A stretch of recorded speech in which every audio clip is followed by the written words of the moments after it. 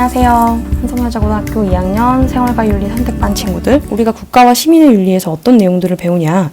첫 번째, 국가의 역할이란 무엇인가? 우리는 대한민국이라는 국가에서 살고 있죠. 그러면 그 국가가 국민들을 위해서, 시민들을 위해서 어떤 역할을 해야 되고 국가가 해야만 하는 의무는 무엇인가를 볼 거고, 두 번째는 국가 권위의 정당성. 쉽게 말하면 국가 권위가 무엇으로부터 나오고, 그러기 때문에 우리 국민들은, 시민들은 그 국가의 권위에 왜 따라야만 하는가에 대해서 배울 거예요. 그다음 세 번째, 시민 불복종. 시민들이 국가의 이야기를 듣지 않고 국가의 말을 거스를 때가 있겠죠. 따르지 않을 때가 있겠죠.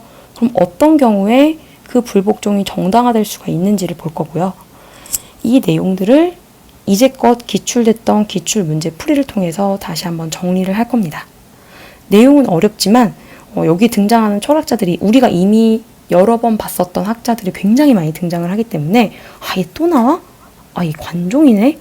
그러니까 이런 느낌으로 쫄지 말고 이미 내가 배웠던 학자들 다시 한번 정리한다라는 생각으로 공부하시면 될 것 같아요. 그럼 우리가 오늘 배울 내용은 뭐냐? 첫 번째, 국가의 역할과 의무에 대해서 동양 사상가들이 어떤 식으로 이야기를 했는지를 볼 거예요. 5명 정도 등장을 하거든요. 선생님 너무 많은데요? 그 5명 이미 여러분들 배웠던 학자들이 많이 나와요. 그래서 우리의 오늘 수업의 핵심은 동양의 관점을 제대로 정리하는 거. 서양의 관점, 즉 서양의 철학자들이 도대체 국가의 역할은 무엇이고 국가의 의무란 이런 것이다. 어떻게 얘기를 했는지 서양의 관점도 a little bit, 아주 조금만 맛보기로 볼게요. 국가의 의무와 역할, 동양의 관점, 유교 사상 볼게요. 자, 우리 1학기 때 배웠잖아, 유교. 유교는 뭘 강조한다? 모든 사람은, 물론 순자는 제외하고, 모든 사람은 내면 안에 타고난 도덕성이라는 것이 있고, 그 도덕성 공자는, 그렇지, 맹자는 인의 예지 4가지 도덕성 가지고 태어나기 때문에 인간의 본성을 선하다라고 봤죠. 유교에서 강조하는 건 도덕성이에요. 도덕. 백성들도 도덕적으로 살아야 되고 왕도 도덕적이어야 돼. 그래서 유교의 기본 정치관은 도덕으로서 다스리는 정치가 돼야 돼요. 우리 이미 배웠어요. 공자는 덕으로서 나라를 다스리는 걸 강조하는 덕치를 얘기하죠. 군주라면, 왕이라면 백성들을 무력으로, 힘으로 누르려고 하기보다는 먼저 도덕적인 모범을 보여서 백성들을 도덕적으로 감화시켜야 된다라고 얘기하는 덕치를 얘기를 해요. 그래서 강조했던 게 군주의 도덕성을 강조하죠. 먼저 군주가 도덕적으로 수양을 하고 다른 사람을 편안하게 해주고 백성을 가르쳐야 된다. 숙이 지인, 숙이 아닌. 우리 이거 다 배웠습니다. 기억이 안 나면 안 돼. 기억이 안 나면 안 돼. 안 그러면 필기노트 다시 한번 봐요. 공자는 백성을 도덕적으로 다스리기 위해서는 먼저 왕이 도덕적으로 모범을 보여야 돼. 생각해보세요, 여러분. 선생님이 야, 너네 욕하지 마라.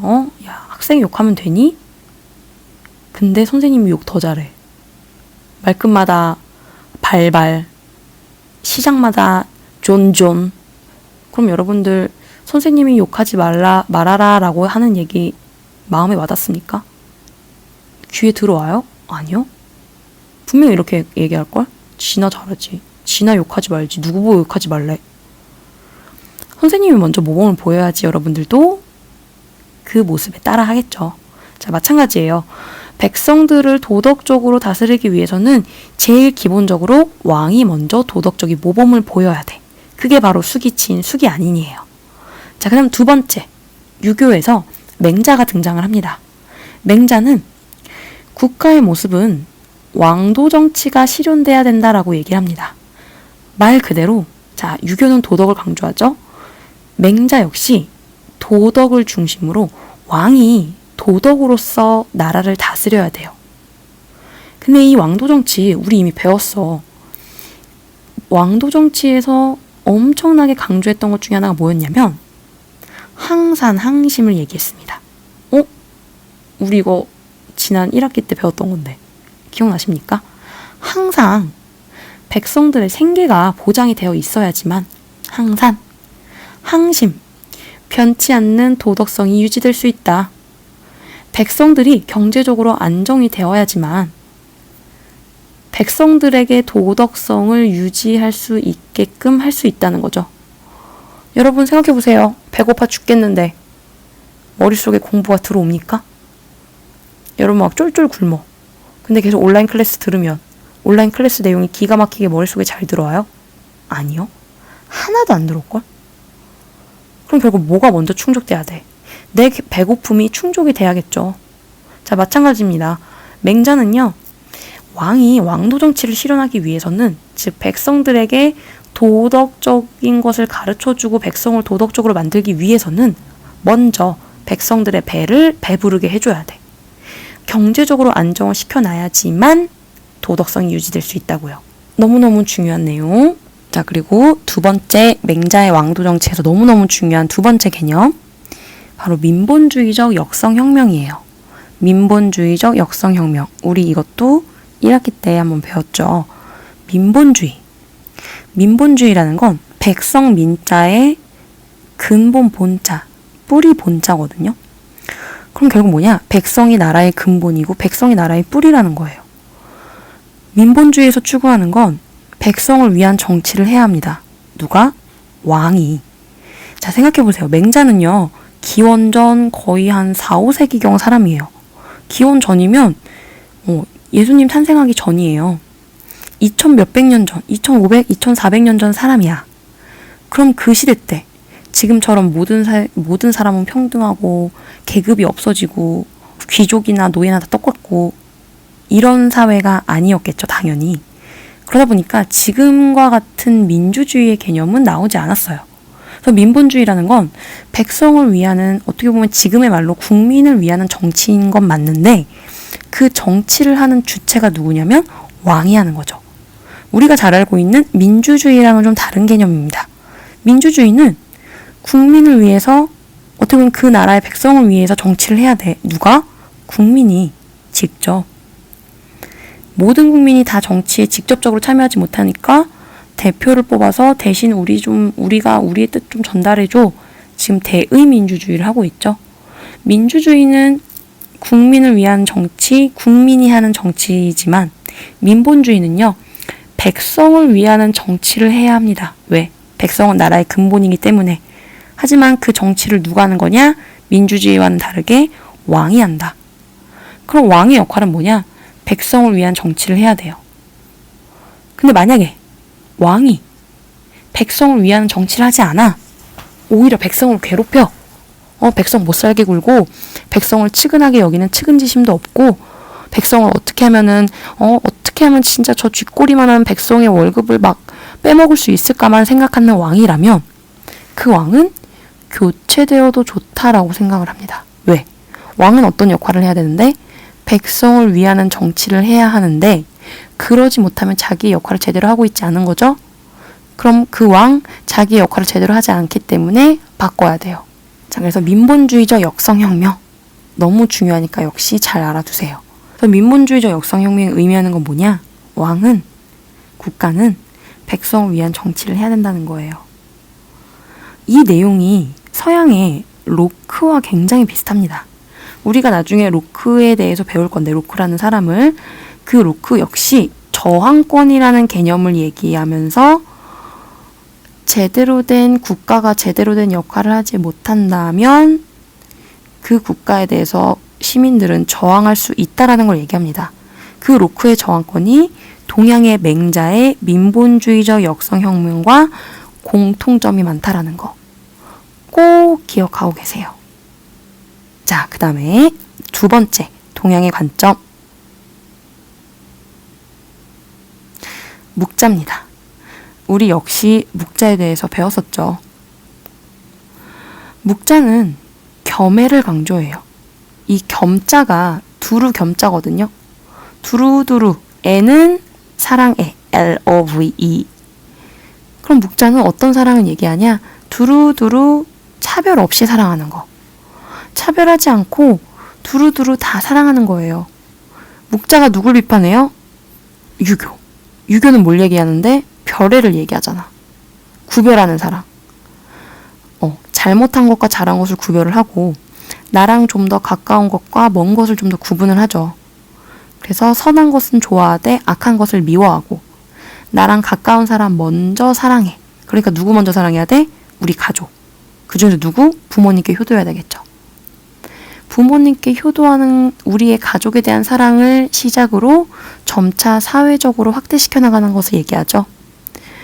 유교는 구별을 하는 사랑을 얘기합니다. 근데 그런 구별을 하는 사랑 때문에 사회 혼란이 발생했다라고 보는 묵자는 차별하지 말아야 돼. 두루두루 사랑해야 돼. 그래서 우리 묵자에게서 중요하게 배웠던 개념, 겸상의 교상리였죠. 줄여서 겸의 교리라고도 얘기했습니다. 겸의 교리. 차별 없이 서로 사랑하고 서로의 이익을 추구해야 돼. 내 이익만 추구하지 말고 내 이익만 쫓으면 그건 누구만 사랑하는 거예요? 나만 사랑하는 거잖아. 나 먼저 사랑하는 거죠. 그건 묵자의 겸해와 맞지 않아요. 두루두루 나뿐만 아니라 상대방도 사랑하고 내 이익만 추구할 게 아니라 상대방의 이익도 같이 똑같이 추구하는 게 바로 겸해를 실현하는 방법입니다.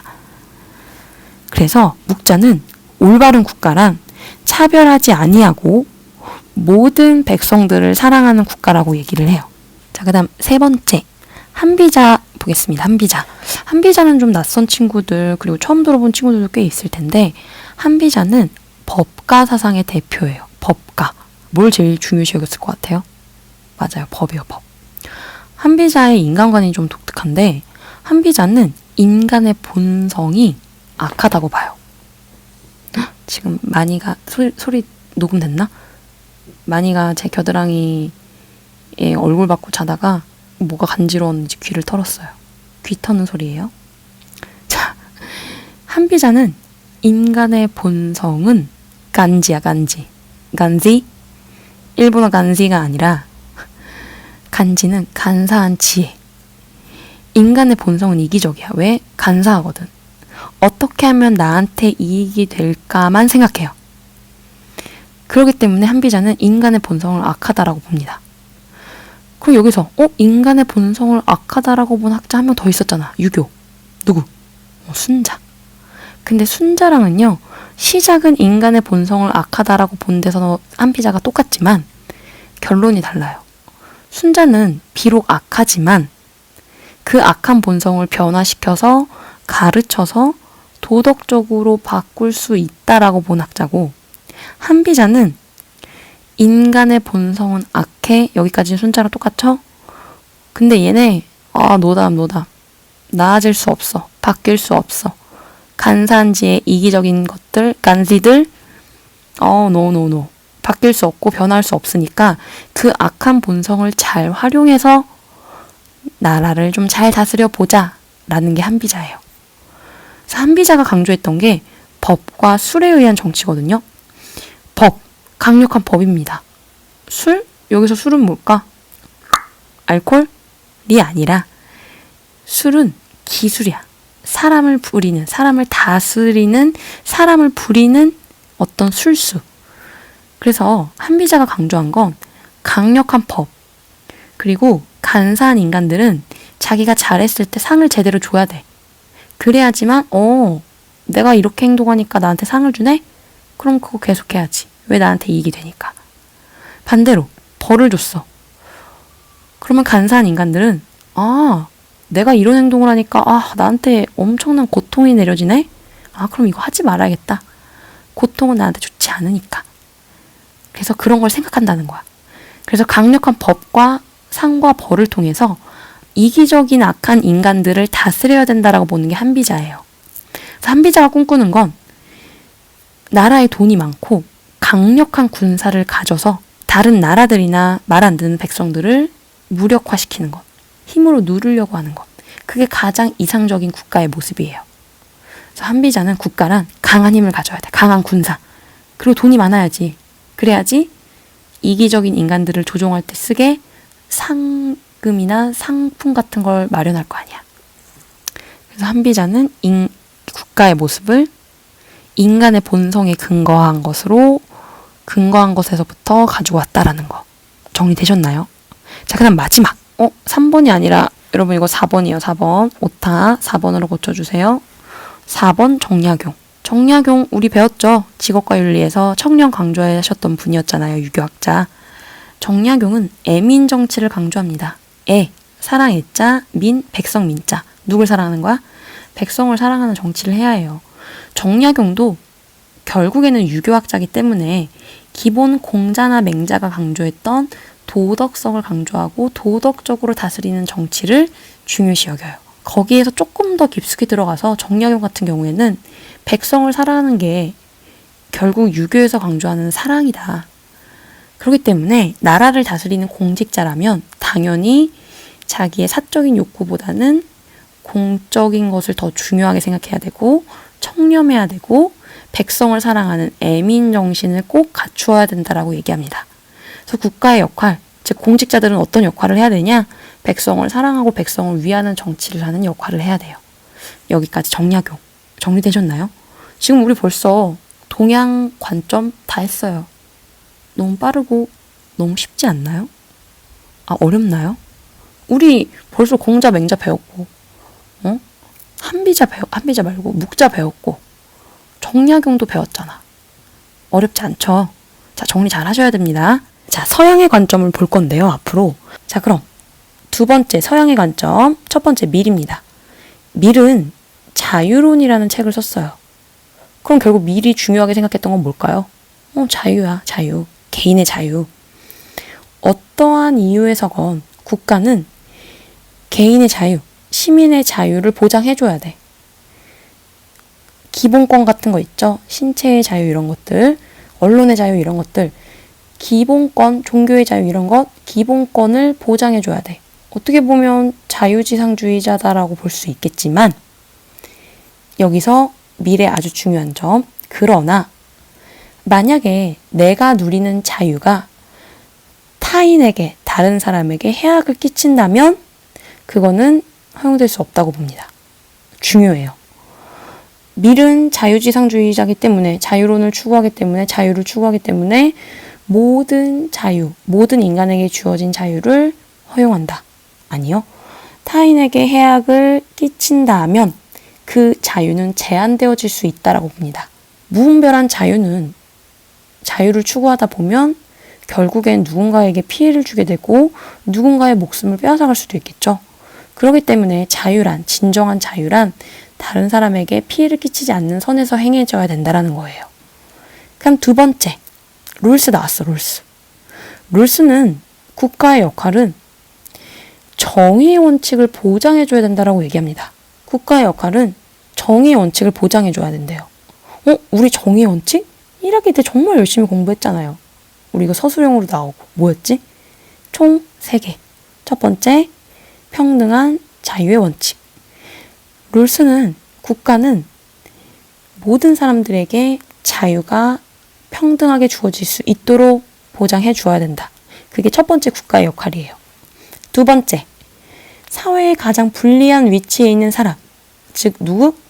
최소수혜자. 최소수혜자들이 최대 이득을 받을 수 있도록 노력해야 돼요. 세 번째, 사회적인 불평등의 계기가 되는 사회적 지위에 들어갈 수 있는 기회를 평등하게 부여해야 한다.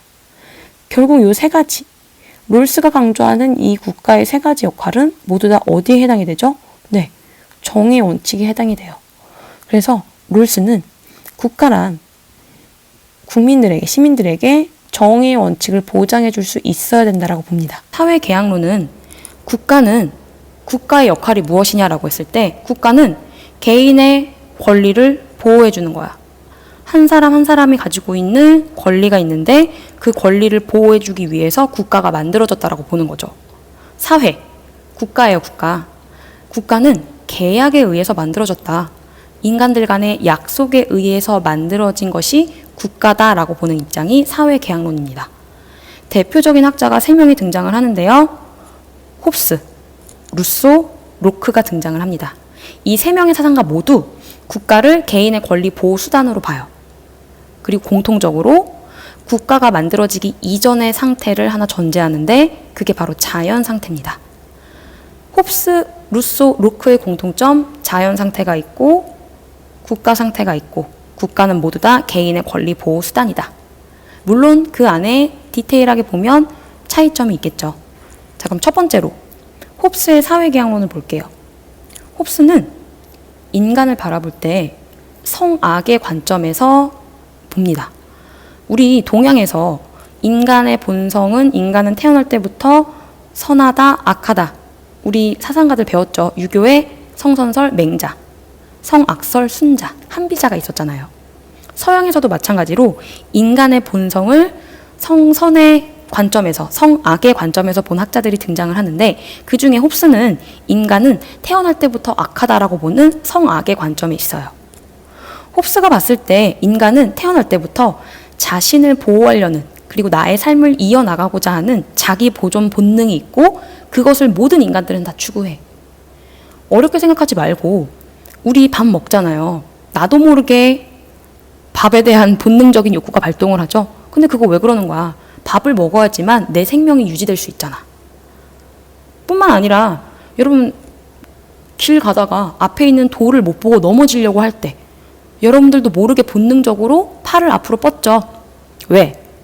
아스팔트, 딱딱한 아스팔트로부터 내가 다치는 것을 막기 위한 본능적인 행동이에요. 자, 이러한 보존 본능, 누구의 보존 본능? 나 자신의 보존 본능으로 인해서 인간은 자신의 이익을 추구한다라고 보는 이기적인 존재라고 홉스는 생각을 합니다. 이기적, 이익 리자의 나 기자죠. 나의 이익을 추구하는 것이 인간의 특징이에요. 나 자신. 그리고 홉스는 인간은 이성을 가지고 있기 때문에 어떤 게 나한테 좋은 것인지, 나한테 유리한 것인지, 나한테 플러스가 되는지를 잘 생각해낼 수 있어요. 머리가 똑똑해. 합리적이야. 홉스는 이건 그냥 참고로 그냥 들어만 두세요. 모든 인간은 마땅히 나 자신의 스스로의 이익을 추구하는 것, 그게 옳은 거야 라고 보는 윤리적 이기주의를 얘기합니다. 그럼 이 기본적인 홉스의 인간관이 사회계약설에 어떻게 적용되는지 한번 볼게요. 홉스는 국가가, 사회가 계약에 의해서 만들어졌다고 보는데 그럼 국가가 만들어지기 이전에 국가가 없던 시절이 존재할 거 아니에요. 만들어졌다라고 하니까 후천적으로. 그러면 국가가 생성되기 이전의 상태가 있을 거 아니야? 그럼 그 상태를 뭐라고 얘기하냐? 자연 상태라고 얘기를 해요. 자연 상태는 만인에 대한 투쟁 상태라고 해서 만만투, 줄여서 만만투라고 얘기합니다. 전쟁 상태야. 서로가 서로에게 투쟁을 하고 갈등을 하는 상태. 그럼 왜 이런 갈등이 일어나냐? 왜 이런 전쟁 상태가 자연 상태이냐?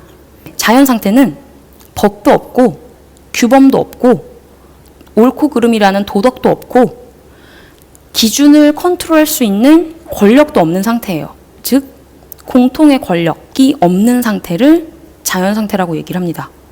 이런 자연 상태에서 인간들은 저마다 이기적으로 행동을 할 거고 육체적이고 정신적인 능력에 있어서 평등하다. 서로 다 비슷비슷해. 육체적이고 정신적인 능력에 있어서 다 비슷비슷하다 보니까 제가 나보다 힘이 세다라고 해서 쫄아서 그래 내가 참지 이게 아니라 야 싸워볼래? 한번 해볼래? 이게 돼버리는 거예요. 그리고 법도 없고 규칙도 없고 도덕도 없고 권력도 없다 보니까 무권력인 상태에 있다 보니까 저마다 각 개인마다 자기가 기준이고 자기가 생각하는 자기의 옳음만을 추구하려고 하다 보니까 전쟁 상태일 수밖에 없다라는 거예요. 하나 더, 이 자연 상태에서 인간은 자연권을 지녀요. 자연권, 어렵게 생각하지 마세요. 자연스럽게 인간이 태어나면서부터 가지고 있는 권리를 얘기하는데 홉스는 이 자연권을 내가 내 생명을 유지하기 위해서 무엇이든 할 수 있는 자유라고 봅니다. 인간이 이기적이야. 그리고 다 비슷비슷한 능력치를 갖고 있어. 더군다나 권리를 갖고 있는데 그 권리가 내 것을 추구하기 위해서 뭐든지 할 수 있는 권리야. 근데 이들이 갈등이 일어났을 때 중재를 해줄 수 있는 기준이라는 것도 없고 처벌할 수 있는 법도 없고 공통의 권력도 없는 상태이다 보니까 자연 상태는 당연히 싸움이 일어날 수밖에 없고 전쟁 상태가 될 수밖에 없겠죠. 그래서 홉스는 자연 상태에 살고 있는 인간들은 서로가 자기의 욕구를 충족시키기 위해서 서로의 것을 빼앗고 뺏기고 싸우는 전쟁 상태에 처할 수밖에 없다라고 봅니다. 그래서 여러분들 문제를 풀 때 본문에 자연 상태는 이러이러해서 만인에 대한 투쟁 상태다. 상호가 불신이 있고 상호 불신이 있고 전쟁 상태다, 갈등 상황이다라고 보면 100% 홉스예요. 자, 그럼 우리 문제 잠깐 볼까요? 문제 14번 볼게요. 우리 14번의 을만 볼게요. 국가는 만인에 대한 만인의 전쟁 상태를 극복하기 위해 계약을 통해 만들어졌다. 국가는 만인에 대한 전쟁 상태를 극복하기 위해 계약을 통해 만들어졌대요. 만만투. 이거 뭐야? 자연 상태를 전쟁 상태라고 본 홉스의 입장이 되겠죠? 자, 그럼 생각해봐. 매일매일이 전쟁이야. 매일매일 싸워. 내가 오늘 우리 집 문을 딱 열고 나가면 언제 누가 나를 공격해 올지 몰라. 그럼 여러분 행복해, 불행해? 불행하죠. 내가 언제 당할지 모르는데. 자, 그래서 여기서 홉스는 자연 상태의 사람들은 이 전쟁 상태가 싫은 거야. 똑똑하다고 했죠. 합리적이다라고 얘기했죠. 그리고 이기적이라고 얘기했잖아요. 합리적이고 이기적인 개인들은 자기한테 이 전쟁 상황과 갈등 상황이 도움이 되지 않는다라는 것을 알아요. 그래서 이 전쟁 상태, 이 불안한 자연 상태를 끝내기 위해서 생각을 하고 약속을 하게 되는 거야.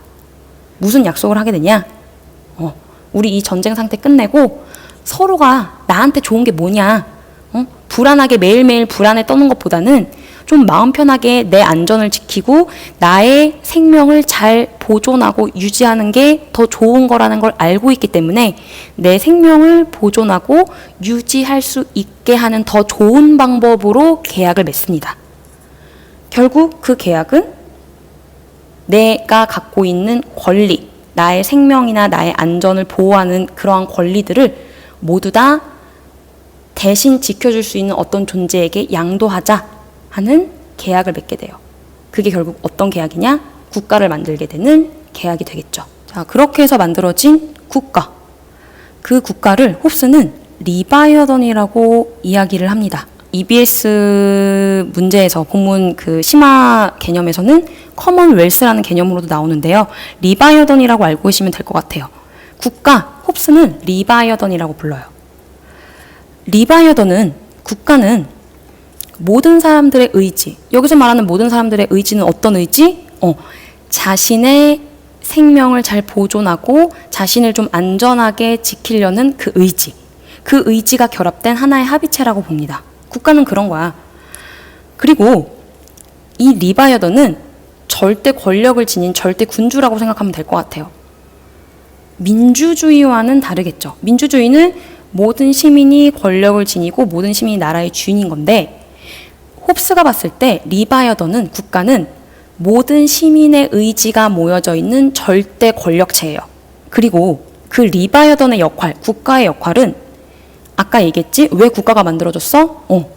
시민들의 개개인의 이기적이고 합리적인 사람들이 자신의 생명을 좀 더 안전하게 보존하기 위해서, 자기 보존 욕구를 좀 더 충족시키기 위해서 전쟁 상태인 자연 상태로부터 좀 더 안전하게 자신을 보호하고자 만든 게 국가였죠. 그래서 국가의 역할은 그거예요. 딱 외적으로부터 나를 보호해주고, 그리고 우리 국가 안에서 질서가 혼란하지 않고 평화롭게 유지될 수 있게끔 하는 것. 그게 바로 국가의 역할입니다. 자, 그리고 또 중요한 거 하나 더. 홉스는 국가에 대한 저항권 인정하지 않습니다. 즉, 절대 군주인 리바이어던에 대해서 저항하는 거는 절대 있을 수 없는 일이야. 우리 아까 동양의 관점에서 맹자 배웠을 때, 맹자는 왕이 제대로 된 역할을 하지 않으면 끌어내려도 좋다라고 얘기하는 민본주의적 역성혁명을 얘기했죠. 그리고 그거 얘기하면 선생님이 서양의 로크와 비슷하다라고 얘기를 했어요. 우리가 이 뒤에서 배우는 로크와는 반대로 홉스는 한번 국가 리바이어던에 대해서 권력을 줬어. 그 권력에 대해서 시민들이 저항할 수 없어요. 저항권이 없어, 아예. 그만큼 절대 권력을 지니고 있다, 국가는. 그래서 홉스는 이 리바이어던이 국가가 만들어지고 난 이후에 비로소 기준이 생겨나게 된다고 봅니다. 법과 규범, 옳고 그름을 따지는 도덕이 만들어지게 되고, 이 공통의 권력이 성립됨으로 인해서 더 이상 자연 상태처럼 각자가 기준이 되어서 마음대로 행동하는 그런 전쟁 상태가 아니라 기준이 있어서 잘못한 사람과 잘못하지 않은 사람이 구분이 되고 잘못한 사람들은 처벌을 받고 평화로운 상태가 유지될 수 있다라고 봐요. 그럼 전쟁 상태였던 자연 상태와는 달리 국가가 만들어지고 난 이후의 상태, 국가 상태는 홉스는 평화 상태라고 봤겠죠. 정리되셨나요? 자, 그러면 우리 홉스의 이론 중에서 더 여러분들이 눈여겨봐야 될 아주 중요한 핵심 개념 좀 더 볼게요. 홉스는 자연 상태에서는 국가가 만들어지기 이전의 자연 상태에서는 기준이 없다라고 얘기했죠. 옳고 그름, 도덕이라는 게 없어. 정의롭다, 정의롭지 않다라는 게 없습니다. 내가 나를 보호하기 위해서 사람을 찔러 죽였어. 그럼 그게 맞는 거야. 어떻게 사람을 죽일 수가 있지? 그건 나쁜 짓이에요. 나쁘다, 옳다라는 개념이 없는 거예요. 자연 상태에서는. 왜? 각자가 자기 보존 욕구에 의해서 나에게 이익이 되는 대로만 행동을 하기 때문에. 옳고 그름을 따질 수 있는 기준이 없어. 그런데 국가 상태에 와서는, 국가가 성립되고 나서 이후에는, 리바이어던이 생겨나고 난 이후에는 공통의 권력이라는 게 존재하고 국가가 존재하고 기준이 존재하기 때문에 옳다, 그르다, 정의롭다, 정의롭지 않다의 기준이 생겨나게 됩니다. 사람을 찌르면 안 돼. 남을 도와야 돼. 이런 기준들이 생겨나요. 그리고 이게 좀 헷갈릴만 한데 홉스가 좀 애매하게 얘기를 해요. 어떤 애매한 얘기를 하냐? 아까 홉스가 리바이어던에 대한 시민의 저항권 인정했다 안 했다? 안 했지. 근데 리바이어던이 더 이상 국가의 역할을 제대로 하지 못해. 국민들을 지켜주고 시민들을 보호해주는 그런 역할을 제대로 하지 못하면, 그런 능력이 없어지게 되면 스스로 권위를 상실하게 된다라고 얘기합니다. 선생님 아까 저항권이랑 다른가요? 달라요. 리바이어던에 대해서 시민들이 저항하는 것과 능력이 없어져서 스스로 권위를 상실하는 거는 홉스는 구분을 해. 그럼 선생님 뭘 공부해야 되죠? 저항권 인정하지 않았다만 머릿속에 제대로 들어가면 돼요. 정리되셨나요? 자, 그럼 우리 문제 선지 한번 볼게요. 국가는 치안 유지와 외적 방어를 위해 절대 권력을 지녀야 한다. 국가의 역할에 대해서 얘기하고 있네요. 국가는 내부를 안전하게 하는 것, 그 다음에 외부에서 침입이 들어오면, 공격을 해오면 그걸 방어해 주는 것. 그래서 그걸 위해서 절대 권력, 절대 군주로서 절대 권력을 지녀야 된다라고 보는 을은 홉스가 되겠죠. 문제 다 보지 않고 우리 3번만 볼게요. 3번 홉스에 대해 홉스가 맞는지를 볼 건데, 홉스의 입장에서 국가는 평화로운 자연 상태를 추구하는 공동체이다라고 나왔네요. 자, 이거 홉스 입장 맞을까요? 틀릴까요? 틀리죠. 왜? 국가가 자연 상태를 추구하지도 않고, 그리고 또 하나 자연 상태가 평화롭지도 않죠. 자연 상태는 어떤 상태? 만만투, 투쟁 상태, 전쟁 상태. 그래서 3번 틀렸고. 자, 그다음 4번 홉스가 맞는지 볼게요. 국가는 통치자의 이익만을 위해 형성된 정치 공동체이다. 통치자의 이익만을 위해 형성되었다. 자, 여러분, 홉스가 국가를 왜 요청했죠? 어느 한 사람의 이익을 위해서야? 아니야. 자연 상태에 살고 있는 개인들, 자연 상태에 살고 있는 시민들이 자신을 좀 더 안전하게 보호할 수 있게 하기 위해서, 시민들의 이익을 위해서 합의를 통해 만들어진 공동체죠. 그래서 틀렸습니다. 자, 그럼 5번을 볼게요. 5번에 을만 보자. 일단 홉스의 입장에서 국가는 가족이 자연스럽게 확대된 도덕 공동체이다. 홉스는 자연스럽게 국가가 만들어졌습니까? 아니야. 자, 여기서 중요한 게 홉스는 국가라는 거는 사람들이 인위적으로 계약을 맺어서 만들어진 공동체예요. 자연스럽다라고 나오면 홉스는 틀립니다. 인위적으로 계약을 맺어서 약속을 했고 이것들을 지켜줘 해서 만들어진 공동체가 국가예요. 정리 꼭 하세요. 어렵죠? 어려워요, 여기. 그렇다고 그냥 포기하지 말고 다시 한번 복습하면서 꼼꼼하게 정리해 볼게요. 우리 다음 시간에는요, 로크와 루소, 이 두 명이 가장 빈번히 기출문제에 등장을 하거든요. 이 두 명 정리할 거고, 계속해서 쭉 국가의 역할과 의무, 그 다음에 국가의 권위의 정당성, 즉 우리 인간들이, 시민들이 왜 국가의 말을 따라야 하는지, 왜 국가의 법을 지켜야 하는지에 대해서도 공부하겠습니다. 오늘 진짜 수고 많았고 우리 다음 시간에 볼게요. 안녕.